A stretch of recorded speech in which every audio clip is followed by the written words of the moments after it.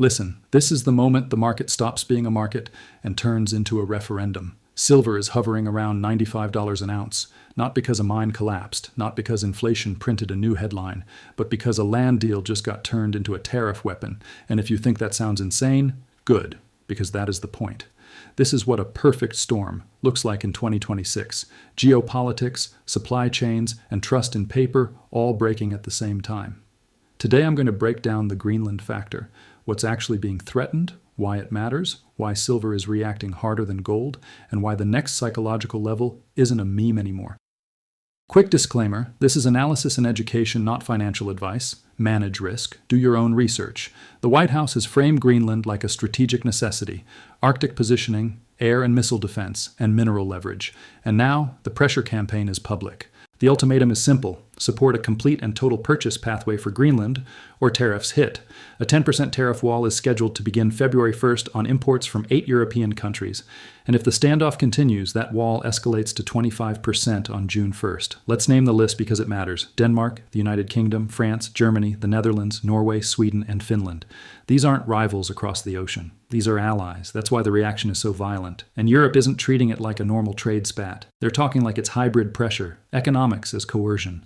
You've heard the phrase trade bazooka. You've also heard talk about a board of peace, a diplomatic delay strategy meant to cool the situation before the first tariff trigger. So the market is staring at a clock. February 1st, 10% begins. June 1st, 25% if no deal. Here's why this blew up so fast. These aren't quiet policy memos floating around Washington. This is happening in public, in front of cameras, while the world's political and corporate elite are literally in the same rooms at Davos. So the market doesn't have time to digest, it reacts. In normal times, traders argue about CPI prints and rate cuts.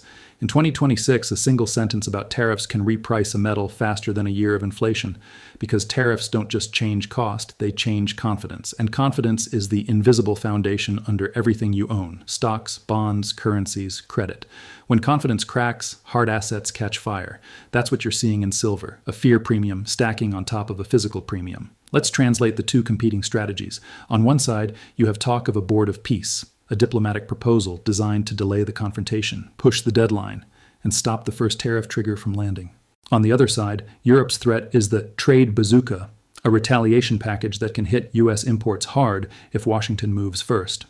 This matters because markets hate one thing above all: uncertain rules. If the rules change by tweet, by press conference, by summit rumor, you get a stampede. And the stampede does not run into complex assets. It runs into the simple ones. Silver is simple. It's a bar you can weigh. It's a coin you can hold. It's a commodity that is also a monetary relic. And right now it's acting like a stress sensor for the Western alliance. Now let's answer the question everyone asks. Why Greenland? Greenland is not just ice. It's distance. It's proximity. It's the Arctic doorway between North America and Europe. And in the language of defense planners, it's about the dome: missile warning, tracking, and positioning. Then you add the minerals angle. The Arctic and Greenland region are tied to rare Earth supply narratives, critical inputs, and the next era of industrial policy. Whether every claim is overstated or not, the market doesn't wait for the footnotes. It prices the direction of power. So when Greenland becomes a bargaining chip, investors don't just see a headline.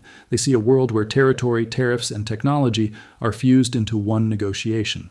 Okay, Greenland explains the shock, but why is silver exploding?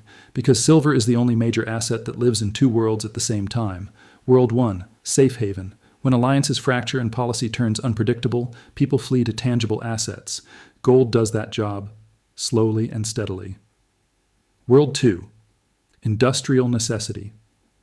Silver is not just a store of value. It's a strategic input: electronics, solar, defense systems, medical, high-performance contacts, and yes, the AI build-out that requires massive data centers, power infrastructure, and precision manufacturing. So when trade threats hit allies, what gets hit first? Supply chains. And when supply chains get hit, what gets repriced first? The materials that can't be substituted without performance loss. That's the dual threat metal story. Silver rises because fear rises, and silver rises because production vulnerability rises. Now we have to talk about the plumbing, because price can be set in paper, but shortages show up in delivery. When traders talk about stress, they talk about spreads, backwardation, and the scramble for immediately available metal. They talk about inventories thinning in key hubs. They talk about supply that exists on spreadsheets, but not on trucks. And here's the dangerous part. In a normal environment, arbitrage smooths everything out. Metal moves, spreads close. Panic fades. In a tariff environment, movement becomes politics. If tariffs complicate location swaps, if paperwork adds friction, if timing gets uncertain, the physical market stops being elastic. That's when the paper price stops being the whole truth. So yes, you can watch the chart, but the bigger story is deliverability. Who can get metal, how fast, at what premium, and under what policy risk? People underestimate what tariffs actually do. They don't just add a percentage to a product, they add friction to every link in the chain. Contracts, shipping routes, insurance, financing, timing, and legal risk. And metals are especially sensitive because the market is global. A bar might be refined in one country, stored in another, sold in a third, and delivered in a fourth. When you inject policy risk, that beautiful global machine starts to grind. That's why you'll hear traders whisper about location swaps. In plain English, that's the process of moving metal from where it's cheap and available to where it's scarce and needed, closing gaps and calming panic.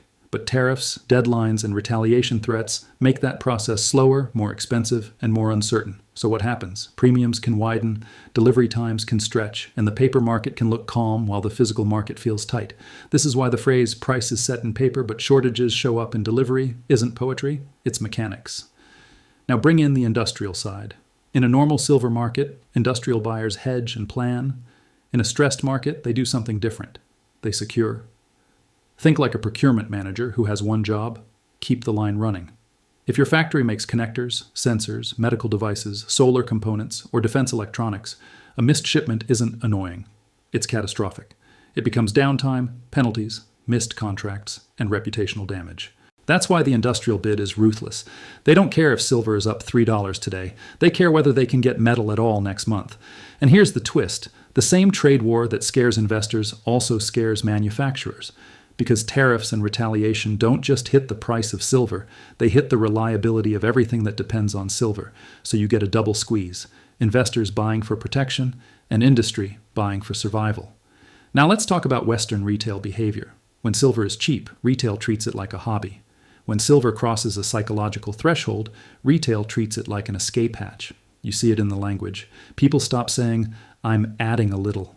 They start saying, "I'm reallocating." And even if you don't track exact numbers, you can feel the shift.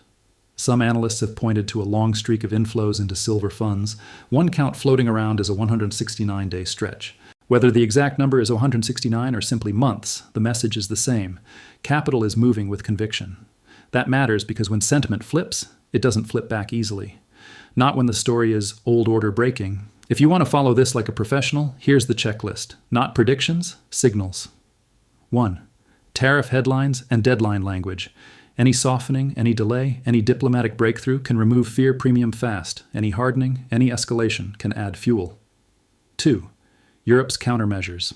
If the retaliation package starts getting formal timelines, markets will price the loop, not the initial shot. 3. Physical availability. Watch for back orders, delivery delays, and widening premiums at the retail level. Those are street-level symptoms of tightness. 4. Spreads and urgency. If immediate delivery trades at a premium to later months, that's stress. If that stress persists, it's telling you the system is tight. 5. Industrial language. When you start hearing companies talk about securing supply, strategic stockpiles, or priority allocations, that is the real story. That's not speculation, that's operations. This is how you separate a hype move from a structural move. Europe is not showing up empty-handed. Reports say the EU has a retaliation package in the neighborhood of 93 billion euros ready to activate if the tariffs land. That kind of number changes behavior even before a single duty is collected.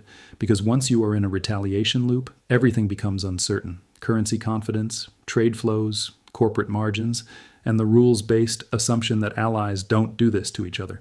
When the transatlantic relationship gets questioned, paper promises get questioned. And silver has a brutal advantage in that environment. Silver is no one's liability. No central bank can print it. No government can vote it into existence. No institution can restructure it with a press conference.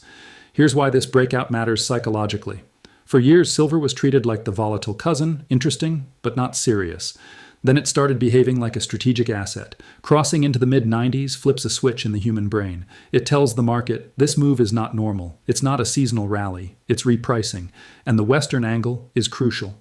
This is not a China-only trade war where investors can file it under usual tensions. This hits the old friends. So the subtext becomes, If allies can be tariffed over territory, what is stable? That question alone can drive reallocation. Let's put some structure on the chart without turning this into fortune-telling. If silver is holding around $95, the market is saying the breakout is being defended. A key support zone is down near the mid-80s. Call it $84 as an anchor level where buyers previously showed up. Above us is the psychological magnet. $100, it's a round number, and round numbers become battlefields. Here's the honest take. $100 is not guaranteed, but it is the most obvious next checkpoint, and obvious checkpoints get crowded. So watch behavior, not hype. Does every dip get bought quickly? Do premiums stay elevated? Do spreads stay stressed? Do headlines keep adding fuel? That's how you know if the move is being driven by real scarcity and policy fear, or just momentum. Let's stack the perfect storm in one sentence. A structural supply deficit meets a geopolitical explosion. At the exact moment trust in the old order starts cracking. Geopolitics. Greenland turns into a pressure point and allies get tariff ultimatums. Supply, trade friction makes metal harder to move smoothly, so physical tightness shows up faster. Trust, retaliation talk, and alliance stress make people want assets without counterparty risk. That's why silver is leading. It's both the panic hedge and the industrial bottleneck. So here's my verdict. This isn't 2021. This isn't a meme squeeze. This is policy being used like a crowbar. Tariffs for territory, economics for leverage. If the US-EU relationship continues to fracture over Greenland, $100 silver isn't the ceiling. It becomes a new baseline question. How high does the chaos premium go? And the scariest part is not the price. It's the message. The old world order is negotiable. If you want one phrase to remember for 2026, it's this. Silver is a strategic asset, not just a commodity. If this framework helped, hit like, subscribe, and comment one word, delivery or chart. What do you think matters more in the next move?